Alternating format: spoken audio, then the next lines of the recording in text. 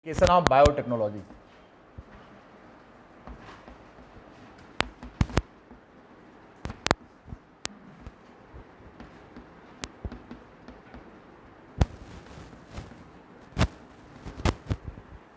Application of biotechnology, जरा हम ये देख लें कि जिस टेक्निक का अभी हम अध्ययन करके आए हैं इसका उपयोग हम कौन कौन सी फील्ड में करते हैं, जरा हमें ये देखना है।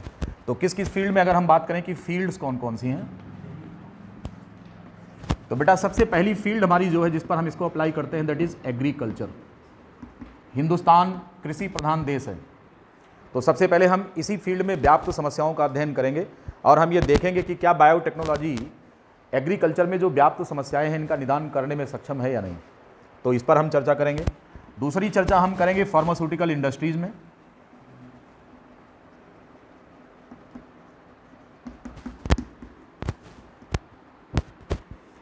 तीसरी चर्चा हम करेंगे, इसमें कई चीज़ें आ जाएंगी, एक तो मेडिसिन्स आ जाएंगी, हार्मोन्स आ जाएंगे। हार्मोन्स के अलग अलग से दिया है लेकिन इसी में हम पढ़ा देंगे आपको। फिर इसके बाद आएगा जीन थेरेपी, फिर आएगा molecular diagnosis,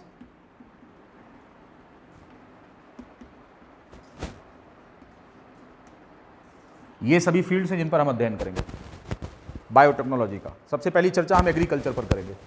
application of biotechnology in field of agriculture. Agriculture का मतलब आप समझ रहे होंगे, खेती करनी है हमें। तो बायोटेक्नोलॉजी का उपयोग एग्रीकल्चर में हम किस किस तरीके से कर सकते हैं, चर्चा इस पर करेंगे। नोट कर लो पहले, ये सब हो गया होगा। आइए और एग्रीकल्चरल फील्ड में हम देखते हैं कि कैसे अप्लाई कर सकते हैं इसको।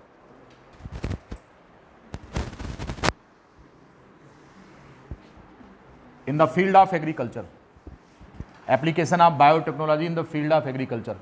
देखिए एग्रीकल्चर आज के 10,000 वर्ष पहले से की जा रही है। अगर आप पढ़ेंगे तो चैप्टर में है strategy and enhancement food production में पढ़ेंगे आप कि एग्रीकल्चर की जो प्रैक्टिस है ह्यूमन पॉपुलेशन में कब से शुरू हुई। तो आज के 10,000 वर्ष पहले हम लोगों ने खेती करना सीखा था और उसी समय से अब तक खेती चली आ रही है करते हुए। तो खेती 3 तरह की है, 3 पैटर्न पर जरा पैटर्न ऑफ एग्रीकल्चर आप देख लें। एग्रीकल्चर के 3 पैटर्न हैं, वो कौन कौन से हैं। इनमें से पहला है ट्रेडिशनल एग्रीकल्चर, जिसको बोलेंगे क्या, ऑर्गेनिक।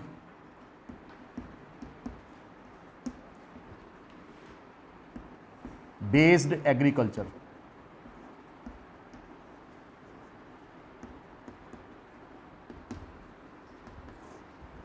ये ट्रेडिशनल मेथड ऑफ एग्रीकल्चर है जिसमें हम ऑर्गेनिक्स पर निर्भर करते हैं।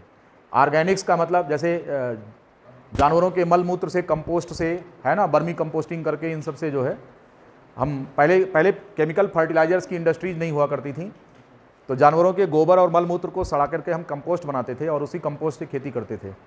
उससे होता क्या था कि ये मेथड ट्रेडिशनल तो था ही, क्लासिकल था, और साथ में ये जो है इको फ्रेंडली था, वातावरण में इसका कोई बैड इम्पैक्ट नहीं होता था। और हम लोगों के बचपन में, ज़्यादा पहले की बात नहीं कर रहा हूँ, 1975 के बाद की बात कर रहा हूँ, 1975 से 1980 के बीच की बात कर रहा हूँ। हम लोगों का बचपन जिस समय गुजर रहा था, 4-6 साल के हम लोग थे, तो उस समय जो देसी घी घर में मिलता था खाने को, उसकी महक इतनी अच्छी होती थी कि मतलब कि एक घर में अगर दाल को फ्राई किया जाए घी से तो बगल वाले 2-3 घर में महक आती थी उसकी, इतना अच्छा एरोमा उसका बहुत अच्छा होता था। चावल जो पैदा होता था उसकी खुशबू जो है ज़बरदस्त होती थी, 3-4 घरों में दूर तक अगर लालमती चावल बनने लगे घर में तो उसका जो एरोमा होता था, उसकी महक जो होती थी वो दूर तक सुगंध फैलाती थी। पता चल जाता था आज फलाने घर में पाहुन आए हुए हैं। पाहुन समझते हैं, पाहुन दामाद को कहते हैं। पता लगता था कि क्योंकि घर में सब कोई भी खाना खा ले लेकिन पाहुन आ रहा तो उसकी इज्जत करनी है, तो पाहुन जो होते थे उनके लिए जो है लालमती चावल बनता था और अरहर की दाल बहुत अच्छी बनती थी घर में। तो वो जो लालमती चावल बहुत बारीक चिड़िया के पंजे की तरीके से, बहुत पतला पतला, चूहे के दांत की तरह पतला, आप समझ लीजिए, इतने बारीक चावल, और एरोमा बहुत अच्छा था। आज धीरे धीरे क्या हो गया, अब भैंस में उसके घी में उतनी अच्छी स्मेल नहीं रही। क्यों? क्योंकि आज के दौर में हम अपने खेतों में एग्रो केमिकल्स का इस्तेमाल कर रहे हैं। जो सेकंड मेथड है एग्रीकल्चर का वो कौन है, एग्रो केमिकल बेस्ड एग्रीकल्चर। अब क्या हो रहा है, एग्रो केमिकल, ये बेटा इसको थोड़ा एग्रो केमिकल बेस्ड एग्रीकल्चर।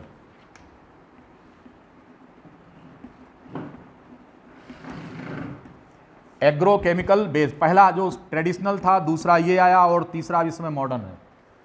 इस समय जो है उसको जेनेटिक इंजीनियरिंग बेस्ड एग्रीकल्चर कहते हैं,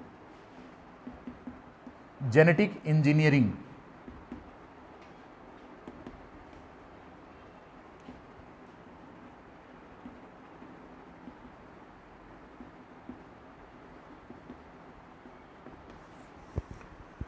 ये है खेती की 3 विधा है। इनमें से जो पहली है ये ऑर्गेनिक्स। ऑर्गेनिक्स का मतलब क्या हुआ?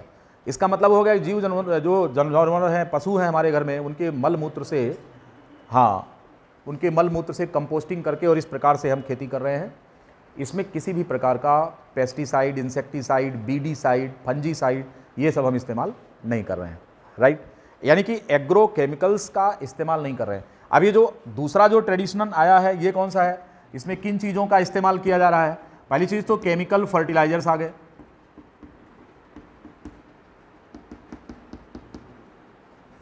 ये केमिकल फर्टिलाइजर्स हो गए। दूसरे कौन है? इंसेक्टिसाइड हो गए, फंजीसाइड्स हो गए, निमेटिसाइड्स हो गए,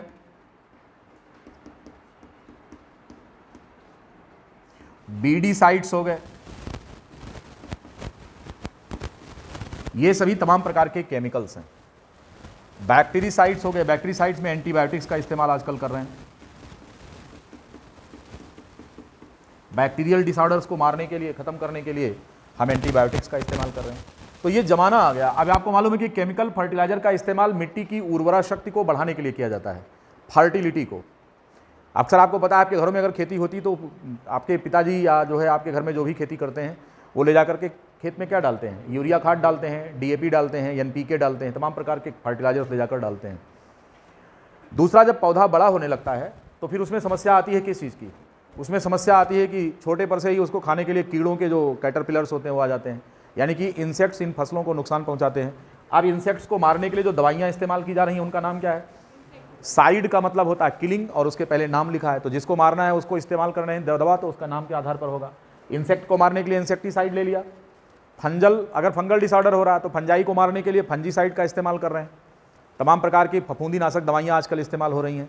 अब कवक जनित जैसे रस्ट है, स्मट है ना, और क्या कहते हैं, अर्ली ब्लाइट है, लेट ब्लाइट है, और पाउडरी मिल्ड्यू है कि नहीं, ये तमाम प्रकार की जो बीमारियां हैं जो फंजाई से होती हैं, तो इनको कंट्रोल करने के लिए आप क्या इस्तेमाल कर रहे हैं? धड़ल्ले से फंजीसाइड का इस्तेमाल कर रहे हैं। ये सारे केमिकल्स होते हैं। अगला है कौन? निमेटिसाइड। निमेटिसाइड में क्या? फाइटोनिमेटोड्स होते हैं। जिस प्रकार एस्केरिस आपकी एलिमेंट्री कैनाल में होता है उसी प्रकार से प्लांट्स में क्या होता है? निमेटोड्स होते हैं।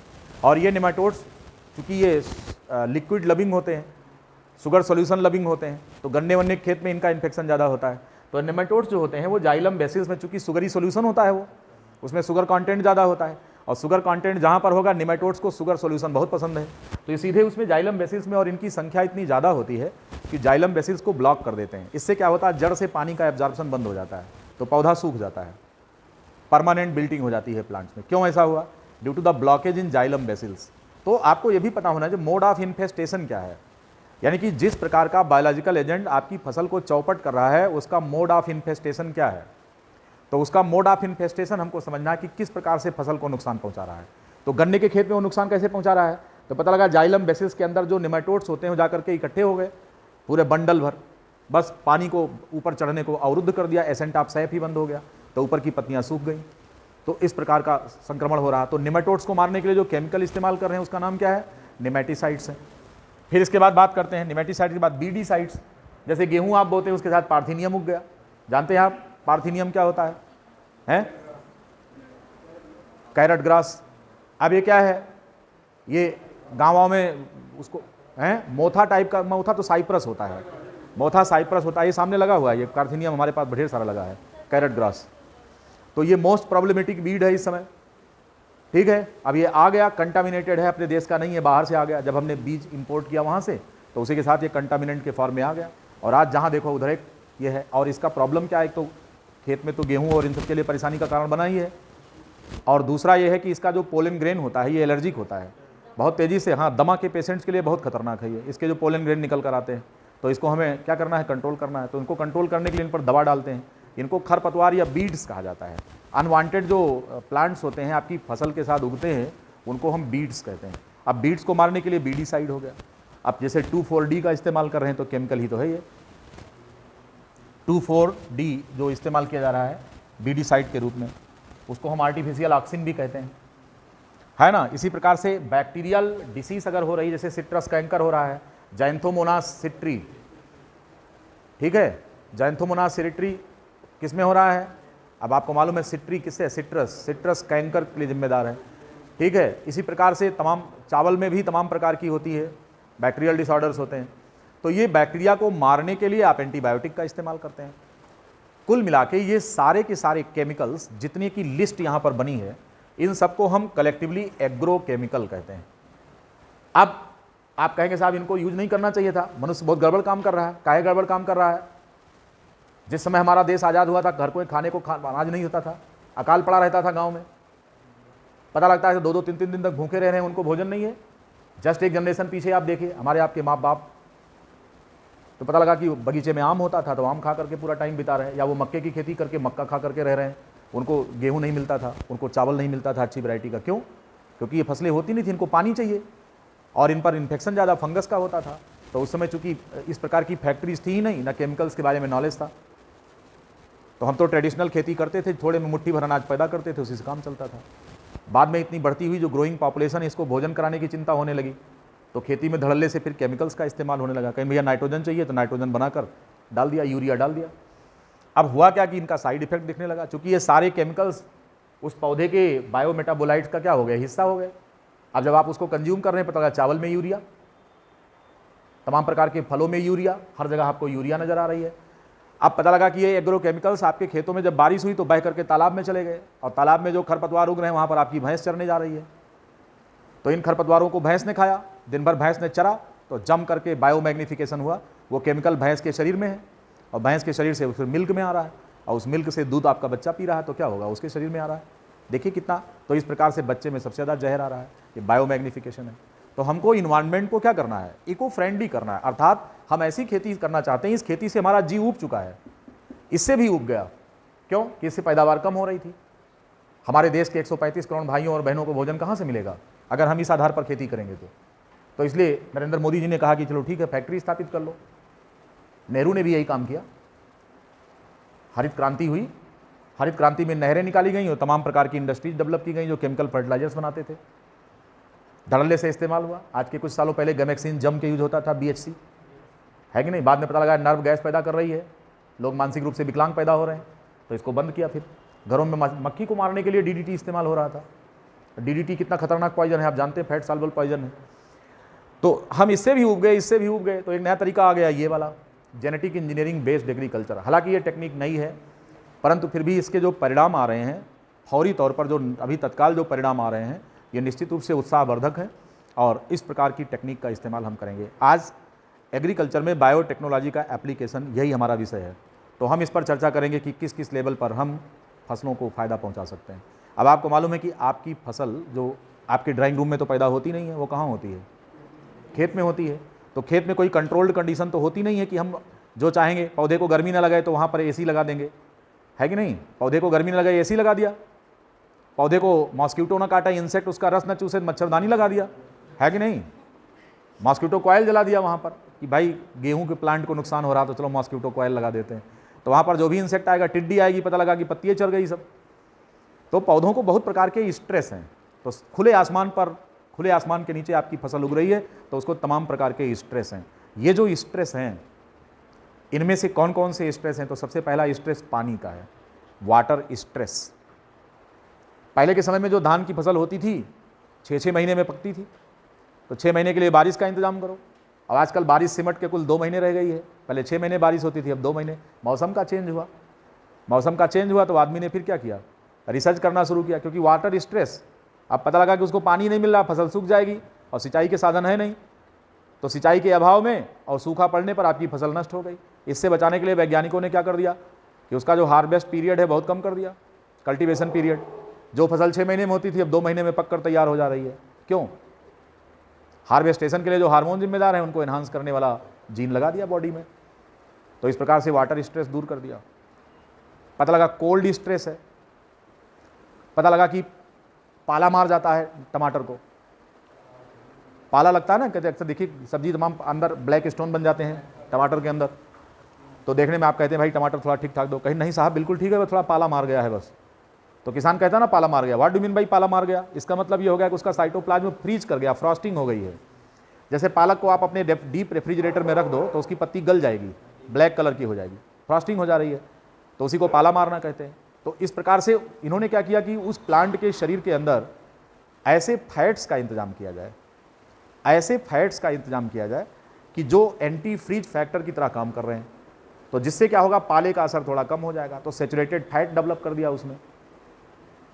इस आधार पर हमने उसमें कोई ऐसा जीन लॉन्च किया जो कि फैट का स्टोरेज बढ़ा दे। अगला है साल्ट स्ट्रेस। अगर मान लो कि किसी भी मिट्टी में साल्ट ज़्यादा है तो उससे पौधे को सुरक्षा देनी है। अब उसके बाद तमाम बायोलॉजिकल एजेंट्स हैं जो खेती के लिए प्रॉब्लम बने हुए हैं, जैसे इंसेक्ट्स हैं, जैसे फंजाई हैं, जैसे बैक्टीरिया हैं, इन सबसे। तो सबसे पहला उपाय खेती में जिसके लिए किया गया वो था इंसेक्ट। कौन है? इंसेक्ट। तो इंसेक्ट को कंट्रोल करने के लिए हमने बायोलॉजिकल मेथड से, बायोटेक्नोलॉजिकल मेथड से सबसे पहला एप्लीकेशन किया इसका, और उसका नाम था बीटी टॉक्सिन। क्या नाम था? BT toxin. आइए और इस पर चर्चा करें क्योंकि क्वेश्चन यहां पर पूछा जाएगा। तो सबसे पहला जेनेटिक इंजीनियरिंग मेथड में हम चल रहे हैं और सबसे पहला एप्लीकेशन आपको बताते हैं बीटी जीन का।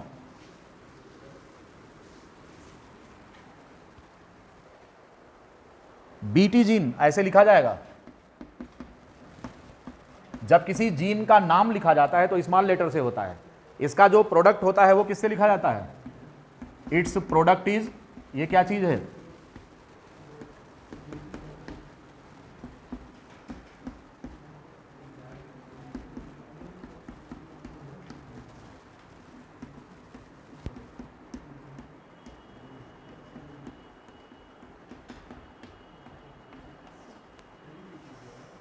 This gene isolated from the bacteria, कहां से निकाला गया?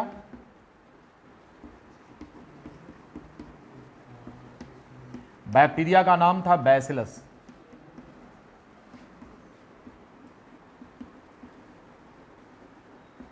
बैसिलस थुरिनजेंसिस। बैसिलस थुरिनजेंसिस में पहला लेटर ले लिया गया बी और दूसरा ले लिया गया टी, ये हो गया बीटी टॉक्सिन। ये है। अब ये क्या चीज है? BT gene isolated from bacteria Bacillus thuringiensis, और इसका जो प्रोडक्ट होता है वो एक प्रकार का पेप्टाइड होता है जो कि इंसेक्ट के खिलाफ काम करता है। इंसेक्ट पॉइजन है ये एक प्रकार का। जो बीटी टॉक्सिन है ये क्या है? ये एक प्रकार का इंसेक्ट पॉइजन है।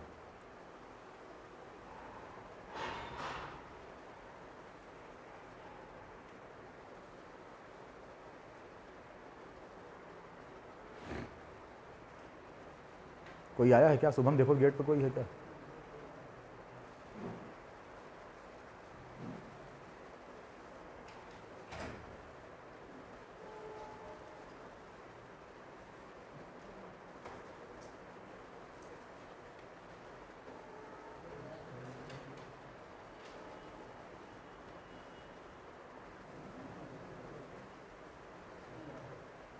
और है?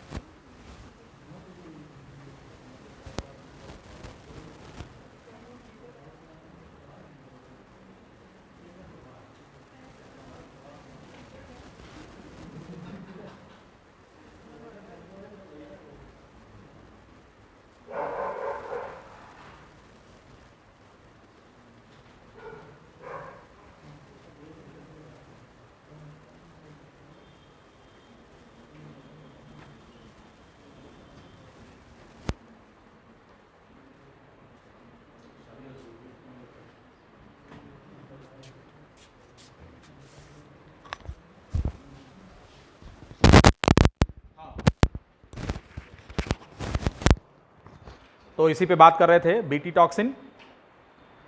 ये आप दो चीज़ें आप समझ लीजिए, 2-3 क्वेश्चन इस पर पूछे जाते हैं। एक, बीटी टॉक्सिन के लिए एक जीन जिम्मेदार है जिसको किससे निकाला गया, तो बीटी टॉक्सिन को निकालने के लिए एक बैक्टीरियल सेल को खोजा गया, और बैक्टीरियल सेल थी कौन, बैसिलस थुरिनजेंसिस। तो एक तो इसका नाम पूछेंगे बैक्टीरिया का, दूसरा और बहुत इंपॉर्टेंट है, क्वेश्चन रहेगा पक्का जान लीजिए।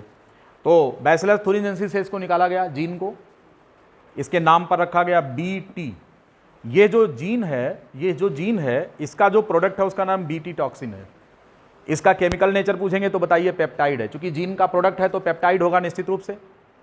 अब ये जो पेप्टाइड है ये एक प्रकार का इंसेक्ट पॉइजन है, और सेलेक्टिव इंसेक्ट पॉइजन है, अर्थात आपके लिए ये पॉइजन नहीं है, पौधों के लिए पॉइजन नहीं है, लेकिन पौधे का रस चूसने वाले इंसेक्ट के लिए ये सेलेक्टिव किलर है। तो इंसेक्ट को मार देगा और आपको संतुलित रखेगा, आपको कुछ नहीं होगा। वैज्ञानिकों ने इसके इस केमिकल नेचर का प्रभाव देखा और कहा बड़ी मजे की बात है, तो इसको क्यों ना फसल में लगा दें। तो टिड्डा और टिड्डी ये सब अपने पूरे परिवार के साथ जब रात में खेत में उतरे और उसकी पत्ती का रस चूसें, वहीं पर ट्यां हो गए। अब इनको मारने के लिए किसी केमिकल का इस्तेमाल करने की ज़रूरत ही नहीं है।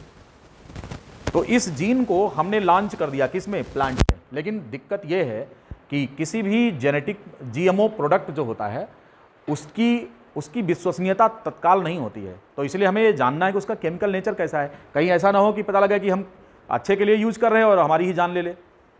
तो इन्होंने सबसे पहले नॉन एडिबल क्रॉप पर इसका इस्तेमाल किया, और नॉन एडिबल क्रॉप जो थी वो था कॉटन, कि भाई अधिकतम इससे हमको फाइबर प्राप्त करना है, इसका भोजन तो करना नहीं है।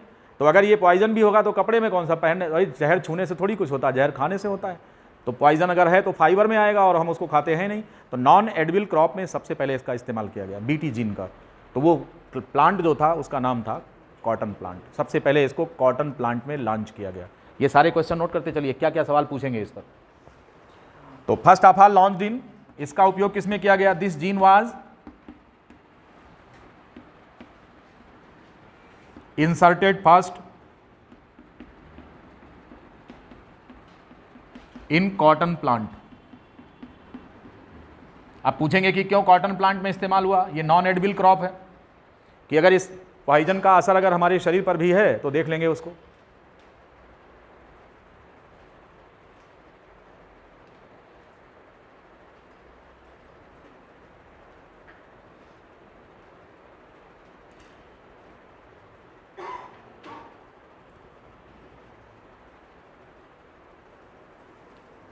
The gene was inserted first in cotton plant.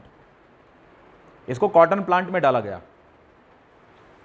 और ये इस जीन का ये जीन जो है उसको बायोलॉजिकल लैंग्वेज में, ऐसे तो बीटी जीन कहा, लेकिन टेक्निकल लैंग्वेज में उसका नाम रखा गया क्राई। क्या रखा गया, जीन का नाम क्या था, ये भी पूछेंगे।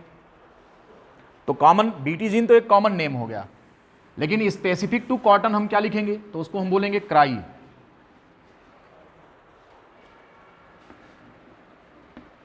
और इसमें 3 थे, first AC, second AB and first AB। 2 प्रकार के इंसेक्ट को कंट्रोल करने के लिए ये था। ये कंट्रोल करता था कॉटन बॉल वर्म को,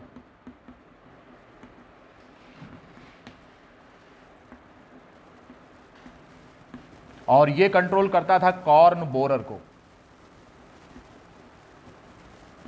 कॉटन में जो कॉर्न बन रहा है उसमें छेद करने वाला इंसेक्ट होता है। तो ये इंसेक्ट के नाम है, इंसेक्ट। और ये है जीन। तो कौन सा जीन किसकी पॉपुलेशन को कंट्रोल करने के लिए यूज किया गया, तो Cry first AC and Cry second AB it was used against cotton bollworm. इस इंसेक्ट को मारने के लिए इस्तेमाल किया गया। और जो फर्स्ट AB था it was used to kill corn borer. 2 प्रकार के इंसेक्ट का इन्फेस्टेशन कॉटन प्लांट पे हो रहा था। तो इस जीन को जब उसकी बॉडी में लॉन्च किया गया प्लांट के जर्म में, तो उसके रस में इनका प्रोडक्ट आ गया बीटी टॉक्सिन। तो ये इसको किल करने के लिए पर्याप्त था, राइट। अब इसका एक्शन कैसे होता है, तो ये जो टॉक्सिन है बीटी टॉक्सिन इज इनएक्टिव। कहां पर इनएक्टिव है, इन स्टमच। क्यों, बिकॉज द मीडियम इज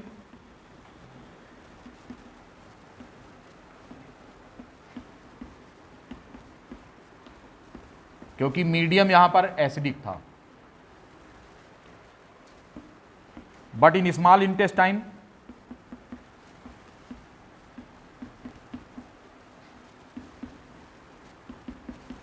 यहां पर पीएच कैसा था, एबव 7,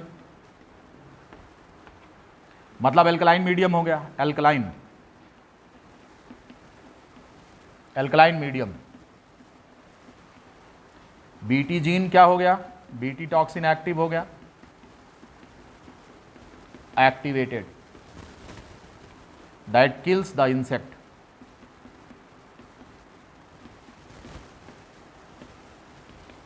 इंसेक्ट में इंटेस्टाइन उसकी स्वेल अप कर जाएगी, पूरा शरीर फूलने लगेगा और बाद में उसकी डेथ हो जाएगी। तो ये जो जहर है ये इंटेस्टाइन में इफेक्टिव है, और ये इसके गैस्ट्रिक जूस में इफेक्टिव इस वास्ते नहीं है क्योंकि यहाँ का जो पीएच है वो एसिडिक कंडीशन मेंटेन किए हुए है, और बीटी टॉक्सिन जो होता है ये एसिडिक कंडीशन में इनएक्टिव होता है और एक्टिव होता है ये एल्कलाइन कंडीशन में, इसीलिए ये वहां पर इफेक्टिव हो गया।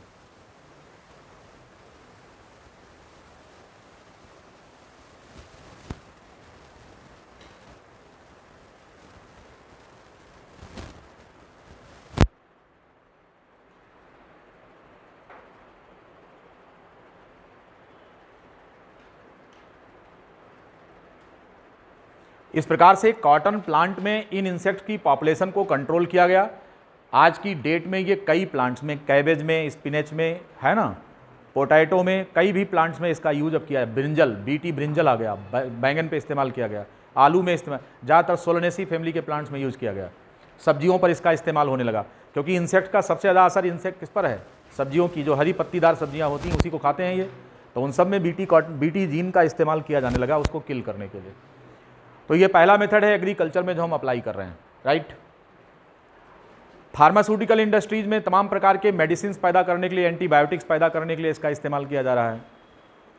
इसके बाद आएंगे और बात करेंगे किसमें, इंसुलिन का प्रोडक्शन। जो क्वेश्चन आपसे बनेगा वो किस पर बनेगा, फार्मास्यूटिकल्स में। आपने देखा एंटीबायोटिक और इन सब का 2 लाइन लिखा गया, छोटा सा पैराग्राफ पढ़ करके आप जान जाएंगे। तमाम प्रकार की मेडिसिन बनाने के लिए बायोटेक्नोलॉजी का इस्तेमाल कर रहे हैं।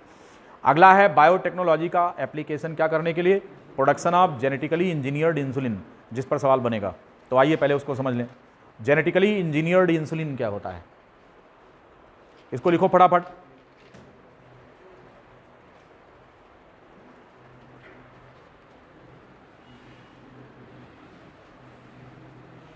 बीमारी है जिसका नाम डायबिटीज है, इंसुलिन की कमी से होता है। 2 प्रकार की होती है, कौन कौन सी, टाइप 1 एंड टाइप 2। 2 प्रकार का डायबिटीज होता है, type 1 and type 2।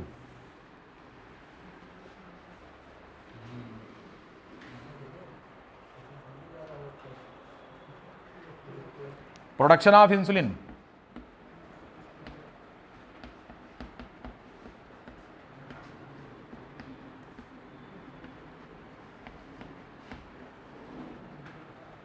Production of insulin, ये क्या चीज है, इंसुलिन क्या है,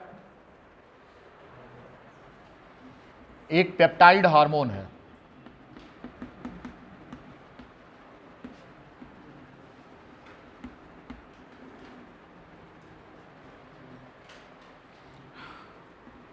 नेचुरल जो इंसुलिन होता है उसमें 2 चेन होती है।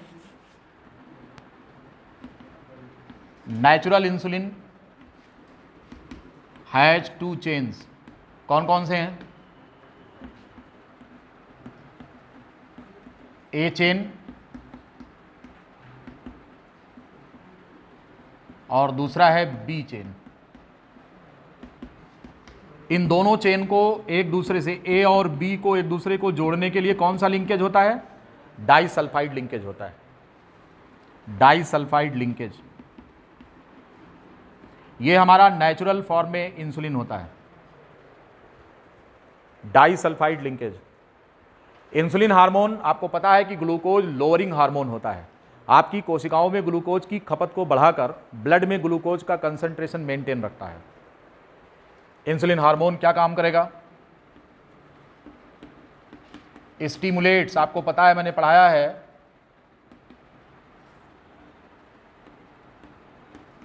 GLUT4 ग्लूकोज का ट्रांसपोर्टर प्रोटीन होता है जो आपकी सभी सेल मेम्ब्रेन पर स्थित होता है, इसको स्टिमुलेट कर देता है। इससे क्या होता है, the use of glucose increased. अब क्या होगा, in absence of insulin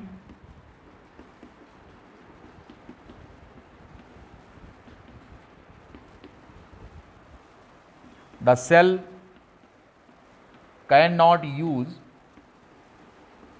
glucose. कोई भी सेल ग्लूकोज का इस्तेमाल नहीं कर सकती इन एब्सेंस ऑफ इंसुलिन। इससे क्या होता है, डिसीज हो जाती है। डिसीज का नाम है डायबिटीज। दो प्रकार की है, टाइप 1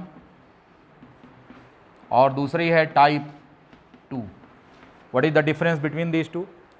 टाइप 1 एक जेनेटिक डिसऑर्डर है और ये जन्म से होती है क्योंकि बच्चे में इसका जीन इनएक्टिव फॉर्म में होता है और वो इंसुलिन का निर्माण ही नहीं करता है। किसमें? टाइप 1 में। In type 1 diabetes no insulin produced. इसलिए जान बचानी है तो उसको बचपन से ही इंसुलिन का इंजेक्शन देना पड़ेगा। जो टाइप 1 है बहुत खतरनाक है, जीवन लंबा नहीं चलता।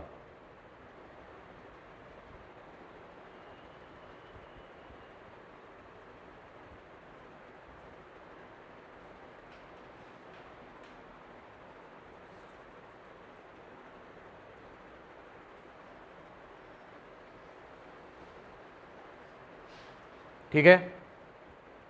जो टाइप 2 है इसमें क्या है, टाइप 1 क्या है, no production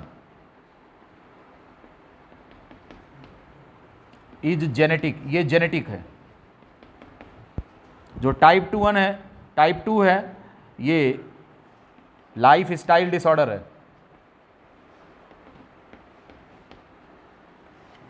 life style disorder किस लिए कह रहे हैं? Over eating, no exercise. ज़्यादा खा रहे हैं, कैलोरी बर्न नहीं कर रहे हैं, टहल नहीं रहे हैं सही से। सबको होगा जो नहीं दौड़ेंगे, जो सवेरे दौड़ नहीं लगाएगा सबको होगा। टाइप 2 मेल फीमेल दोनों में। जीवन लंबा चलाना है तो दौड़िए, है कि नहीं? क्या करना है? दौड़ना है। बहुत तेजी से वजन कम करना है। ये मत समझें कि जो लोग बहुत दुबले पतले हैं उनको नहीं होगा। मोटापा एडिपोज डिपॉजिट होने से होता है, लेकिन शरीर स्लिम है और इसका मतलब कि आपकी बॉडी में ग्लूकोज ब्लड में ज़्यादा नहीं है, ये इसका कोई मानक नहीं है। आपकी बॉडी में इंसुलिन आपके स्लगिश नेचर की वजह से इनएक्टिव हो सकता है। तो दुबले लोगों को भी डायबिटीज़ हो, तमाम लोगों को देखा होगा। हालांकि मोटापा अपने आप में एक डायबिटीज़ का मेन कारण बनता है, लेकिन तमाम दुबले लोग ऐसे होते हैं जो डायबिटीज़ से पीड़ित हैं, तो उनका इंसुलिन इनएक्टिव है। इसलिए व्यायाम करते रहिए, खूब दौड़िए, खूब मुस्कुराइए, अच्छा सोचिए, सबसे प्यार करिए, है कि नहीं? प्यार का इजहार ना करिए, करिए, लेकिन आप कर देंगे गलत ढंग से तो मारे जाओगे। फिर सबसे प्यार करिए, अच्छे लोगों से, अपने माँ बाप से प्यार करिए, सोसाइटी से प्यार करिए, अच्छा व्यवहार करिए, आपके अच्छे कर्मों से आप लोग आपको जाने, ये सब है। प्यार करने का तरीका कई होता है। अब पता लगा अपने घर का कूड़ा पड़ोसी की छत पर फेंक रहे हैं तो उससे प्यार थोड़ो कर रहे हैं आप, और अगर उसकी भी नाली साफ कर देते तो आप उससे प्यार कर रहे हैं। ये है, अच्छी सोच रखिए।